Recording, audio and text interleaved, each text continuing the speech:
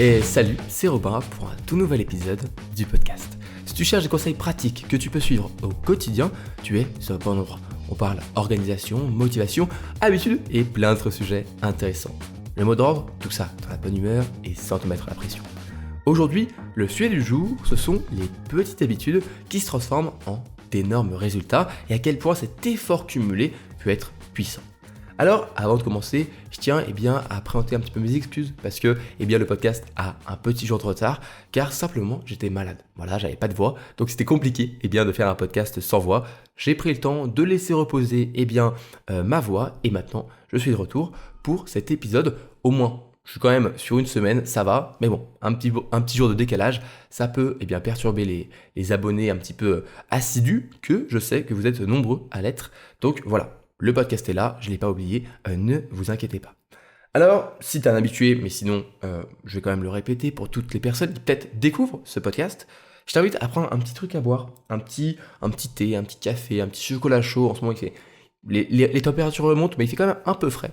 Donc voilà, un petit chocolat chaud pour écouter ce podcast en étant posé tranquillement, ou alors complètement à côté, tu fais autre chose, voilà, complètement, on va dire de l'autre côté du spectre, au lieu de te poser, tu fais autre chose, tu peux plier du linge, tu peux faire un peu de cuisine, faire le ménage, ranger les choses, etc. Au moins, tu vas pouvoir lier l'utile à l'agréable, et d'ailleurs, n'hésite pas à me dire, soit en message, soit en commentaire, soit en avis sur Apple Podcast, ce que tu fais lorsque tu écoutes ce podcast. Je trouve ça toujours très drôle de pouvoir lire un petit peu toutes les différentes activités. Bon, tout ça, c'était l'introduction. Maintenant, parlons du sujet de l'épisode d'aujourd'hui, qui sont les petites habitudes du quotidien qui, en fait, à la fin, apportent énormément de résultats. Alors, pour commencer, avant même de parler des habitudes, j'aimerais te sensibiliser peut-être, si tu ne connais pas vraiment ce terme et cette idée, l'idée de l'effet cumulé, l'effet boule de neige, l'effort cumulé, il y a beaucoup de noms différents, mais moi ce que je garde en tête c'est l'effet boule de neige. En fait c'est comme une boule de neige, il y a des petites habitudes que tu fais au quotidien, des choses toutes simples, on va voir après, qui font que cette habitude et cette boule de neige va finir par grossir et avoir de plus en plus de résultats. Il y a plein d'exemples à ça, et en fait on se rend compte que pour réussir à avoir de grands résultats, ça ne se fait pas par une transformation du jour au lendemain qui est énorme. Dans plein de domaines, il y a très peu de personnes, et c'est souvent des cas très très extrêmes et très pas du tout majoritaires, on va dire, qui ont parfois des changements, on va dire, du jour au lendemain. Mais pour la plupart des personnes, pour toi, pour moi, on est sur des petites actions quotidiennes qui, à la fin, auront de grands résultats. Par exemple, on va prendre quelques exemples pour que tu comprennes que ça peut être vraiment des petites actions quotidiennes qui apportent des résultats qui sont vraiment importants, qui sont cool et qui à la fin te disent « Ah oui, en fait, quand tu regardes tout le chemin que tu as parcouru, t'as l'impression que ça y a eu un avant-après, mais en fait, ça a pris son temps. C'était vraiment des petites briques chaque jour et aujourd'hui, tu as une grande maison. » Si, par exemple, tu fais chaque jour 5000 pas, voilà, 5000 pas, on dit souvent, on parle des 10 000 pas, mais revenons juste déjà à la moitié, à 5000 pas. Tu te dis « Bon, ok, c'est cool, mais est-ce que tu sais ce que ça ferait 5000 pas sur un an ?» Eh bien, sur un an, c'est comme si tu avais marché, plutôt que couru, parce qu'on va dire que les pas, souvent on les marche, mais c'est comme si tu avais marché, 30 marathons. Ce qui est tout de suite, on va dire quelque chose de quand même plus impressionnant, je trouve, parce que déjà, un marathon, c'est long, mais 30, ça veut dire que une fois tous les 30, tous les dizaines de jours, donc une fois toutes les semaines et demie, tu as couru un marathon. Tu as fait plus de 42 km à pied, et ça, c'est juste 5000 pas, en fait. 5000 pas, dans on va dire un travail qui est très sédentaire, je suis dans un bureau, ça peut être difficile, mais c'est souvent quelque chose qu'on peut atteindre assez rapidement, juste en te baladant, en prenant, au lieu d'aller jusqu'à le dernier arrêt de métro, ou dernier arrêt de bus ou tram, tu prends celui d'avant et tu finis à pied. Voilà, c'est pas énorme, ça peut être 5 minutes, mais si tu le fais tous les jours, ça peut augmenter ton nombre de pas et c'est pas négligeable. Comme tu le vois, à la fin, ça commence à faire vraiment beaucoup. Donc imagine si tu fais 10 000 pas par jour, c'est comme si tu avais fait 60 marathons en un an, donc ça commence à faire quand même pas mal. Et tout ça, indirectement, c'est une activité physique qui va aider à avoir une meilleure santé physique, de moins de douleurs musculaires, etc. On sait à quel point l'activité physique c'est important pour le corps comme l'esprit aussi. Et tout ça, c'est juste pas du sport, on va dire vraiment, je vais à la muscu, je soulève des poids ou je vais faire un match de tennis, mais c'est simplement marcher 5000 pas par jour. C'est pas énorme, mais à la fin, ça a un vrai impact. Et là, je parle de 1 an, mais imagine tu fais ça pendant 10 ans, pendant 30 ans, pendant toute ta vie. Là, tu vas te dire, ah oui, en fait, cette petite action de juste marcher 5000 pas, ça peut avoir un gros impact. Alors, ce qu'on dit, c'est de marcher 10 000 pas par jour, enfin au moins 10 000 pas par jour. Ça, c'est juste un peu du marketing. Il n'y a pas vraiment d'études vraiment poussées là-dessus sur les 10 000 pas. En fait, ce qui est important, c'est juste une activité physique. Mais déjà, prenons l'exemple de l'ascenseur et des escaliers. Moi, j'habite au 5e étage. Imaginons aujourd'hui, au lieu de prendre l'ascenseur, au moins une fois par jour ou une fois, on va dire tous les 2 jours, je prends les escaliers au lieu de prendre l'ascenseur. C'est toujours une activité physique supplémentaire. Alors parfois, ça peut être plus difficile pour certains que pour d'autres, mais tu peux trouver comme ça des petits moyens de dire, ok, comment est-ce que je peux, dans mon quotidien, changer une petite chose, pas grand-chose, comme je disais avec l'arrêt de tram où tu t'arrêtes un jour avant, ou alors moi par exemple, je pourrais très bien aller en cours ou au boulot, etc., en tram ou en bus, il y a tout ce qu'il faut sur Lyon, mais je préfère le faire en vélo. Voilà, moi je fais tous mes déplacements en vélo, même si parfois ça me prend un peu plus de temps. Je me dis, bon, c'est pas grand chose, c'est que quelques minutes que je perds, mais c'est une activité physique, pas énorme, je fais pas un marathon, mais je fais un peu de vélo. Et à la fin de l'année, quand je commence à compter les kilomètres que je fais par jour en vélo, je me dis, ah oui, en fait, ça commence à faire beaucoup. Donc, essaye de voir sur les petites choses au quotidien que tu peux changer, qui vont, ne pas apporter un résultat énorme aujourd'hui, ni tous les jours, ça va pas être un changement extraordinaire, et c'est ça qui est aussi bien, parce que c'est pas trop difficile de faire ce changement, mais tu vas te rendre compte que quand tu vas donc avoir cet effet de cumulation, d'effet boule de neige, tu vas te dire, ah oui, en fait, ça commence à être intéressant. Un autre exemple, c'est par exemple, si tu lis chaque jour une vingtaine de pages, en un an, tu auras lu à peu près 30 livres. Moi, actuellement, je suis plutôt à essayer de lire 10 pages, donc ça veut dire que je lis à peu près une douzaine, quinzaine de livres, et c'est déjà énorme en fait. On se rend pas compte aussi quand on se dit, ouais, mais 10 pages, ça sert à rien, tu vois, on se dit, à quoi bon lire si c'est pour lire que 10 pages. Mais pour 2 choses, déjà, ça permet de s'habituer à le faire tous les jours, mais aussi parce que c'est simple. Et à la fin, en fait, ça a un vrai impact. Tu te dis, ok, j'ai lu une dizaine de livres, une quinzaine de livres, une trentaine de livres sur l'année, parce que chaque jour, je lis un petit peu. Bon, il y en a qui vont me dire 30 livres, c'est énorme, d'autres qui vont me dire que 30 livres, c'est pas beaucoup. Ça dépendra, on va dire, du jugement et on va dire, ton habitude à lire aujourd'hui. Je parle de livres en général, fiction, non-fiction. On sait à quel point, on peut apprendre des deux, bien sûr, même si la fiction reste plus divertissante. On peut tout à fait apprendre en lisant, et on sait aussi tout ce que ça peut apporter en termes de sérénité par rapport aux écrans, etc., le sommeil, tout ça. Donc, pourquoi pas te dire, ok, je vais essayer de lire une dizaine, une quinzaine, une vingtaine de pages par jour, et à la fin de l'année, tu peux faire ta liste de tous les livres que tu as lus, tu te dis, ah en fait, ah oui, j'ai quand même vraiment amélioré. Et si, imaginons, aujourd'hui, tu es quelqu'un qui ne lit pas du tout, tu n'arrives vraiment pas à lire, dis-toi, ok, chaque jour, je dois lire 3 pages. C'est pas énorme, 3 pages, mais à la fin de l'année, tu auras donc lu 900, à peu près entre 900 et 1000 pages, ce qui correspond à peu près à 4 livres. Voilà. Donc, c'est déjà beaucoup plus que ce que tu fais, aujourd'hui, si tu es à 0. Et pourtant, je te parle de 3 pages. 3 pages, c'est pas non plus la mort, tu vois, ça se fait, c'est ok, sachant que quand tu vas commencer à lire 1 page, 2 pages, 3 pages, tu seras motivé, parce qu'avec ce mouvement, tu seras motivé de faire un peu plus, de te dire, oh bah vas-y, j'ai lu 3 pages, tu seras rentré un petit peu dans le sujet ou dans l'histoire, et tu vas commencer à en lire 5, 10, 20, et tu vas prendre goût en fait à la lecture. Parfois tu feras que 3 pages, et tu t'arrêteras, tu iras dormir, tu n'en pourras plus, mais parfois tu feras 5, 10, 15, 20, et du coup à la fin tu auras plus même que 4 livres lus à la fin de l'année, et pourtant, quand tu regardes au quotidien, l'action quotidienne, elle est très simple. Enfin, si tu écris chaque jour 200 mots, ce qui peut paraître gros, mais en fait, c'est vraiment pas beaucoup. 200 mots, ça se fait en quelques minutes si tu es un petit peu inspiré. Dans un an, tu auras écrit ton premier livre. Voilà, c'est simple, efficace. 200 mots par jour, à la fin, tu auras écrit un livre. Et je sais à quel point beaucoup de personnes veulent écrire un livre. C'est quelque chose qui est assez remarquable, qui est assez transcendant, je dirais, d'écrire un livre, etc. Parce que tu permets de poser, structurer ta pensée.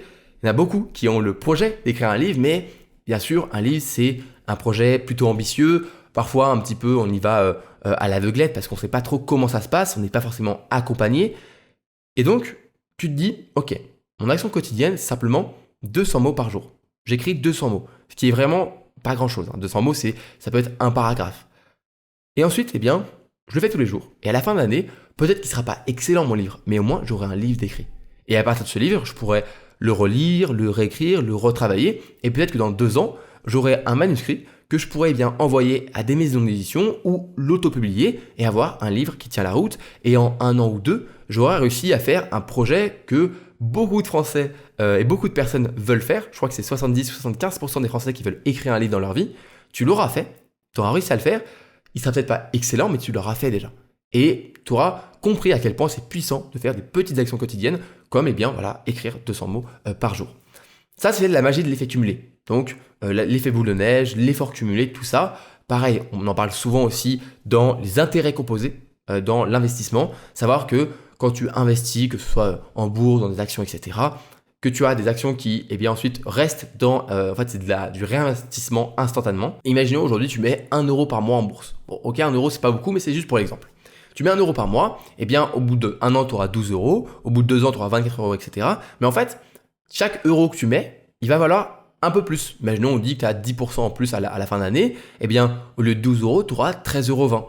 Et ensuite, au lieu d'avoir 24 euros la deuxième année, tu continues de faire toujours 1 euro par mois, tu auras 13,20 euros qui auront aussi augmenté, et ce qui fait que tu auras de plus en plus d'effets de cumulation de l'investissement. Et quand on fait de l'investissement très long terme, donc 10 ans, 20 ans, 30 ans, 50 ans, on se rend compte qu'à ce moment-là, on a une énorme majorité à la fin, sur les dernières années, de ce qu'on va gagner à la fin, peut-être que tu as gagné 100 euros, tu auras, on va dire même plus, tu auras 1000 euros, si tu as mis 1 euro par jour, 1 euro par mois pendant des années, tu auras 1000 euros, et sur ces 1000 euros, tu auras peut-être 200 ou 300 euros des 1 euro que tu auras mis chaque mois, mais tu auras 700 euros, donc la grande majorité d'argent qui va simplement venir de la puissance, de l'effet cumulé, parce que tu as fait ça très longtemps, et c'est encore une fois quelque chose qui est assez connu dans les finances personnelles et l'investissement, mais c'est aussi une démonstration de la force des effets cumulés. Je crois qu'il y a une citation qui est assez connue d'Albert Einstein qui dit que l'une des forces les plus puissantes de l'univers, ce sont les intérêts composés, à quel point on se rend compte que petit à petit, des petites actions mènent à d'énormes résultats, et parfois qui vont surpasser largement les petites actions quotidiennes. Alors, si aujourd'hui tu as envie de mettre en place des petites actions quotidiennes comme ça, des petites habitudes qui auront un fort impact dans les prochaines années, qu'est-ce que tu peux faire? Alors, premièrement, il est important que tu commences à faire des habitudes quotidiennes qui sont alignées avec des objectifs long terme. Si par exemple, tu as un objectif long terme qui est de courir un marathon, vraiment d'aller courir un marathon, c'est quelque chose de beaucoup de personnes veulent faire et c'est un grand et un bel objectif, toi, l'action quotidienne que tu vas faire aujourd'hui, peut-être que c'est, comme on disait, courir ou marcher 5000 pas par jour. C'est une action qui est directement liée à ton objectif long terme et qui va te faire avancer. Moi, ce que je parle souvent, c'est des objectifs long terme, moyen terme et court terme.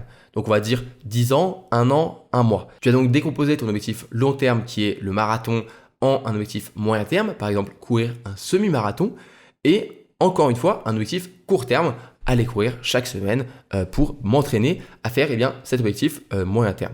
Et en fait, chaque fois que tu atteins un objectif court terme, à partir de petites actions quotidiennes, tu vas le réévaluer, te dire, ok, c'est quoi mon nouvel objectif court terme qui me permet d'avancer un peu plus vers le moyen terme. Et une fois que j'aurai fait le moyen terme, je pourrais changer tout ça pour me dire qu'est-ce que je peux faire pour atteindre le long terme. Donc, décomposer long terme, moyen terme, court terme et petites tâches quotidiennes qui me font avancer vers le court terme. Quand j'ai fait le court terme, je réévalue celui-ci et ainsi de suite pour monter comme ça les échelons jusqu'à arriver à faire ce objectif long terme. Alors qu'en fait, finalement, tout ce que tu fais chaque jour, c'est une petite action qui t'avance vers l'objectif le plus proche que tu as niveau temporalité. Et en fait, à la fin, tu vas finir par retrouver ton objectif long terme. Ça va prendre du temps, mais c'est pas grave. Tu sais qu'il est là-bas. Tu sais que c'est la direction dans laquelle tu te diriges. C'est la destination que tu veux atteindre. Mais chaque jour, tu fais une petite action qui peut-être te semble pas très utile, mais comme tu as réfléchi un petit peu en amont à être aligné et à aller dans la bonne direction, c'est la bonne action à faire chaque jour. Deuxièmement, la meilleure chose à faire, c'est de garder en tête que ce qui est le plus important, c'est pas être très intense dans ce que tu fais tous les jours. C'est pas du jour au lendemain que ça va se passer. Ça va être très long. Encore une fois, on reprend l'analogie du sport, mais c'est pas courir un sprint, c'est courir un marathon. C'est de l'endurance. Donc, ce qui est important, c'est d'être persévérant. Se dire, ok, chaque jour, je dois faire ce que j'ai à faire. Donc, ne te mets pas des objectifs trop puissants chaque jour à faire. Mets-toi des petites actions qui sont assez simples. Et c'est pour ça que plus tu réduis à une action très simple, plus c'est facile de tenir. Pour ça, je t'invite à suivre la règle des 2 jours qui dit que si tu loupes un jour, c'est pas grave. Ça arrive, parfois tu vas louper un jour, tu seras malade, tu seras fatigué, etc. Mais tu dois tout faire pour ne jamais louper 2 jours d'affilée. Donc le lendemain, tu donnes tout. Même si tu es encore un peu malade, tu donnes tout pour réussir à faire au moins une partie de l'habitude que tu dois faire quotidiennement et comme ça, tu vas pas briser la chaîne. C'est une des meilleures méthodes pour réussir à tenir sur le long terme et garde en tête que la constance, être persévérant, être constant, c'est bien plus important qu'être intense, que le faire vraiment en mode one shot. Non, tu es là pour faire un petit peu chaque jour et tu sais que un petit peu chaque jour, cumulé, ce sera bien mieux et bien plus de chances que tu réussisses que faire du jour au lendemain tout. Imagine bien quelqu'un qui va d'un seul coup courir un semi-marathon, c'est pas d'un seul coup en lui disant ok, dans une semaine je le fais et je le fais. Non, souvent ceux qui réussissent le mieux et qui vont pas se blesser par exemple, c'est des personnes qui se sont entraînées, qui ont pris le temps, qui ont fait des petites actions quotidiennes, qui se sont musclées, qui ont appris à améliorer leur endurance, leur performance, etc. Et à la fin, ils sont prêts pour faire ce grand défi qui est de courir un marathon. Enfin, ce qui est important aussi pour réussir à tenir sur le long terme, parce que c'est ça qu'on veut faire, c'est tenir sur le long terme, c'est de mesurer tes progrès. Ça peut paraître tout bête, mais voilà, tu peux prendre un habit tracker, donc tu suis chaque jour, ok, j'ai bien fait mon habitude de courir mes quelques kilomètres que je fais par jour, par exemple courir 1 km par jour, c'est peut-être ton objectif, lire 10 pages, et tu coches, tu dis ok, c'est bon, je suis en train de mesurer mes progrès, et au moment où tu as lu ton premier livre, tu fais ah, j'ai lu mon premier livre, premier échelon un petit peu que j'ai réussi, mesure tes progrès, vois que tu te rends compte que tu progresses, ça va t'aider à être plus facilement motivé, plus facilement te faire passer à l'action, parce que tu te rends compte que ça a vraiment un impact, parce que parfois, quand c'est trop long terme, même les petites actions quotidiennes, on a l'impression que ça sert à rien. Mais quand on mesure les progrès, on fait « Ah ok, je commence à sentir l'effet cumulé. » Alors au début, c'est pas énorme, mais plus tu vas avancer, plus tu vas te rendre compte du chemin que tu as fait et te dire « Ah oui, en fait, j'ai vraiment avancé. » Et comme ça, pour y arriver, il faut mesurer tes progrès. Donc il y a plein de manières de le faire. Tu peux faire par rapport à une qualité, une quantité, une fréquence que tu veux. Par exemple, maintenant tu veux t'améliorer en photographie. La meilleure chose à faire, c'est pas juste « Je veux devenir bon en photographie ».